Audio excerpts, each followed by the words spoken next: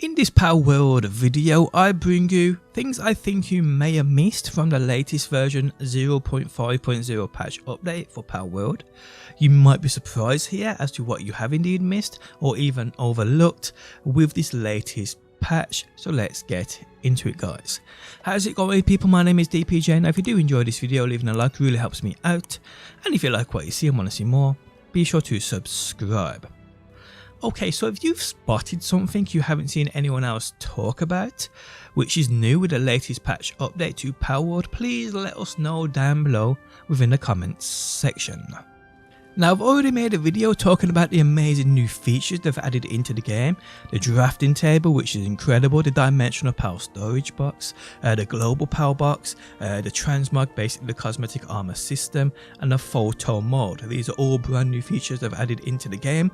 If you've missed that video, I'll link it in the video description. Today though, guys, we talk about things I think people have overlooked, or actually unlisted changes that arrived with this latest patch.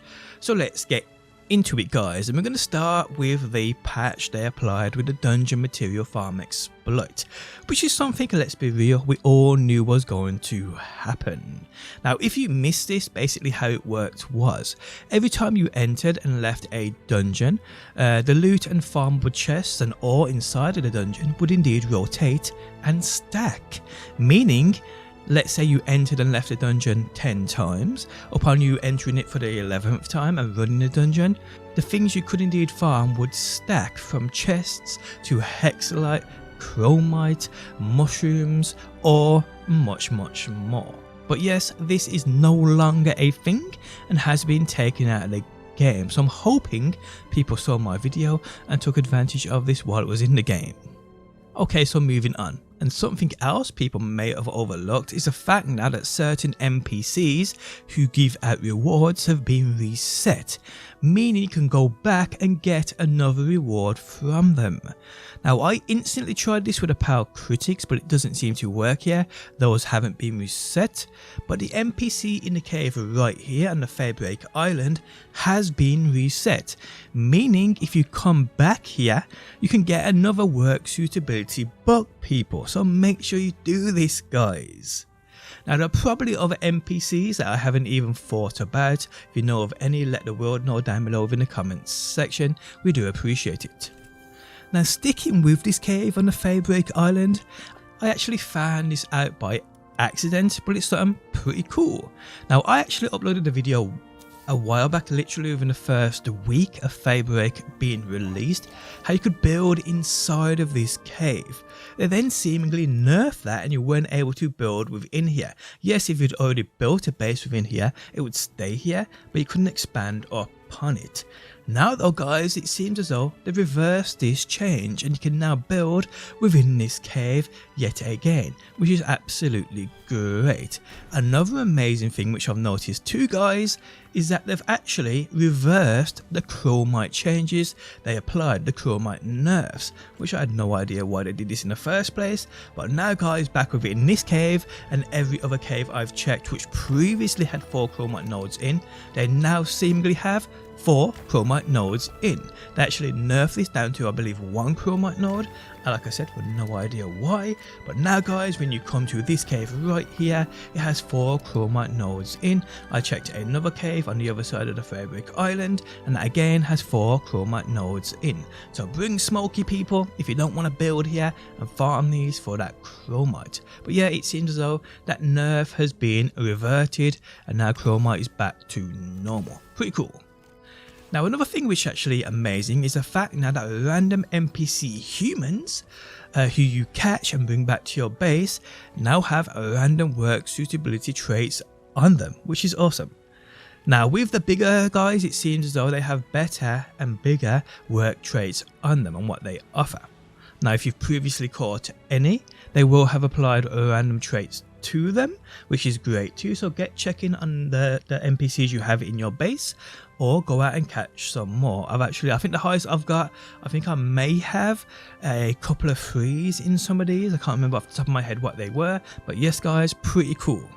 Actually gives us now a reason to go out and catch NPCs. Now another thing with the latest patch update is the fact now that they've added in 11 new achievements or trophies or whatever you call them on Steam. These are Papalgus Guardian. Here you have to obtain 300 Lift Monk effigies. We have the Power Labour Student, complete 10 of the Power Labour Research projects. The Power Labour Researcher, complete 30 of the Power Labour Research projects. The Power Labour Professor, complete 70 Power Labour Research projects. We have the Novice Power Dispatcher, basically do 10 Power Expeditions. We have the Elite Power Dispatcher, do 20 Power Expeditions.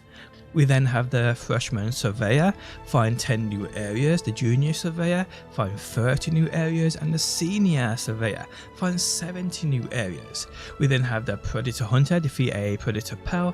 And finally we have the No Fly Zone, which is defeat the attack helicopter on the new oil rig, which is a part of the Feybreak DLC update, which can be a little challenging for certain players indeed. So yes, those are the 11 new achievements added into the game. So if you're logged on and seen loads of these pop up, that's because you've done some of them already. Okay, so moving on, and elemental chests. So these were changed, but I think the change didn't actually happen in the previous patch, but I think now they've actually been applied. So these elemental chests, you know, the ones you can find in and around the map, these will have now dog coins on them, which will drop from these chests as a guarantee, and you also have a small chance of containing work suitability books from them. Now, if you need to know where these are, you can see them via this screenshot thanks to Seth Zora, I believe that's pronounced, on Reddit, as to where these were indeed found. So yes, mark these on your map, guys. Come back here and farm these over and over upon them resetting. Don't forget, you'll need to bring that certain pal with that certain work suitability trait on him to open these chests. Now, a few more things. Firstly, as stated, Dumud now has a water trait applied to him, which makes a lot of sense, let's be real. Now, the item transfer station has been shortened, meaning it's no longer the monstrosity it once was.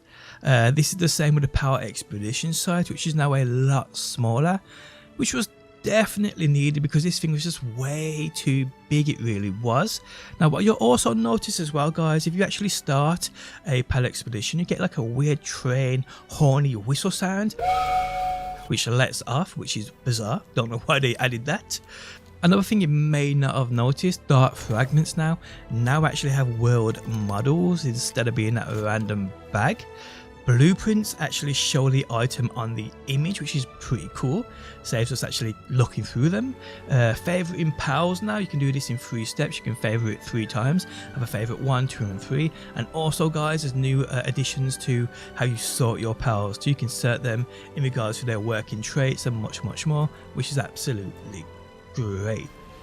But there we have it, guys, of things I believe you may have missed from the latest Palworld update. Guys, if you did enjoy the video, leaving a like really helps me out. Don't forget, if you have something I haven't mentioned today which you've spotted, let us know down below in the comments section, and hopefully, guys, I will see you on that next one.